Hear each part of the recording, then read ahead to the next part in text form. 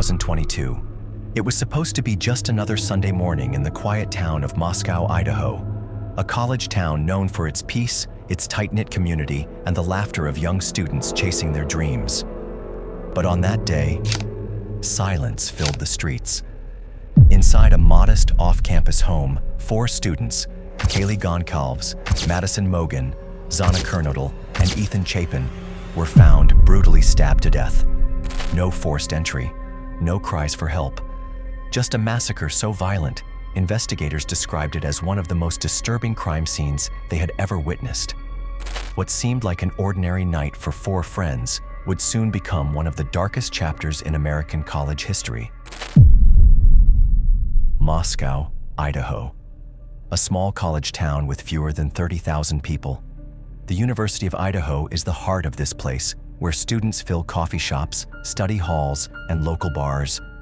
Among them were 4 friends, each with their own future shining ahead. Kaylee Goncalves, 21 years old, fun-loving, ambitious, preparing to graduate and start a new chapter of life. Madison Mogen, also 21, Kaylee's best friend since childhood.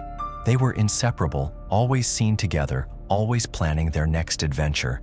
Xana Kernodle, 20, full of energy, described by friends as someone who could light up a room. She was dating Ethan Chapin, also 20, a triplet who came from a close family and loved by everyone who knew him. On November 12, 2022, the group spent what seemed like a normal Saturday night. Kaylee and Madison went out downtown. Xana and Ethan attended a party at a fraternity house. Later, all 4 returned to the off-campus rental home, just like any other weekend, but none of them would survive the night. At around noon the next day, a 911 call was made from inside the home.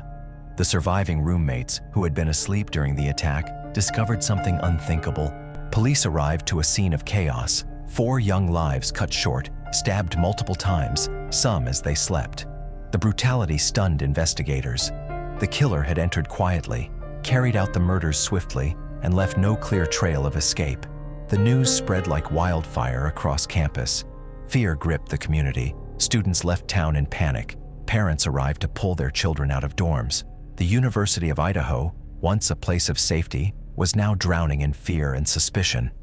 For weeks, police kept details secret. Rumors spread online about stalkers, jealous exes, even random drifters. But investigators were already piecing together something far darker. We do not have a suspect at this time. People of Idaho and those throughout our nation who provided information has been very impressive. We've received over 19,000 tips. In late December, just as winter break wrapped up, police made a shocking announcement. A suspect had been arrested in Pennsylvania, thousands of miles away from Idaho. His name was Bryan Kohberger, a 28-year-old PhD student in criminology at Washington State University, just 10 miles from Moscow. Kohberger wasn't just any student. He studied criminal behavior, crime scene patterns, even serial offenders, and now he stood accused of orchestrating one of the most chilling crimes in recent American history. According to investigators, DNA evidence left on a knife sheath at the scene matched Kohberger's genetic profile. Surveillance footage showed a white Hyundai Elantra, his car, near the victim's home at the exact hours of the murders. Cell phone records revealed he had been in the area multiple times, possibly stalking the house in the weeks prior. The suspect was no stranger to the criminal mind, but this time he wasn't studying it, he was living it. The case gained national attention. True crime podcasts, cable news, social media, all consumed by the question, why? Why would a criminology student commit such a calculated, brutal crime? Kohberger pleaded not guilty at first, preparing for trial. But in July 2025, nearly 3 years after the murders, everything changed. In a shocking turn, Bryan Kohberger pleaded guilty to 4 counts of first-degree murder. The deal was simple. By admitting guilt, he would avoid the death penalty. Instead, he was sentenced to 4 consecutive life terms in prison. No parole, no freedom. For the families, the guilty plea ended a chapter. But closure, that's harder to find. Parents spoke in court of their shattered lives, of the futures stolen from their children.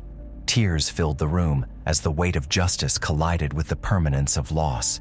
Even with the guilty plea, unanswered questions remain. Did Kohberger specifically target one victim, or was it random? What drove him? A twisted obsession, an experiment, or something even darker? And perhaps the most haunting question, could it have been prevented? The silence of that November night still echoes, and for many, the answers may never come. The case continues to capture worldwide attention. Documentaries like One Night in Idaho, The College Murders on Amazon Prime dive deep into the timeline, the investigation, and the aftermath. In the end, the University of Idaho murders remind us of the fragility of life and the darkness that sometimes hides in plain sight. 4 young lives, filled with hope, laughter, and promise, ended in the most brutal way imaginable, but they are not defined by their deaths. Kaylee, Madison, Xana, and Ethan will be remembered for how they lived, for their kindness, their joy, and the love they shared with everyone around them. As for Bryan Kohberger, his name will forever be linked to this tragedy, a man who thought he understood the criminal mind, now spending the rest of his life inside a prison cell. The town of Moscow will never be the same, and for the rest of us, the story serves as a chilling reminder. Sometimes the real monsters aren't in movies or books. Sometimes they live right next door, in memory of Kaylee, Madison, Xana, and Ethan. Rest in peace.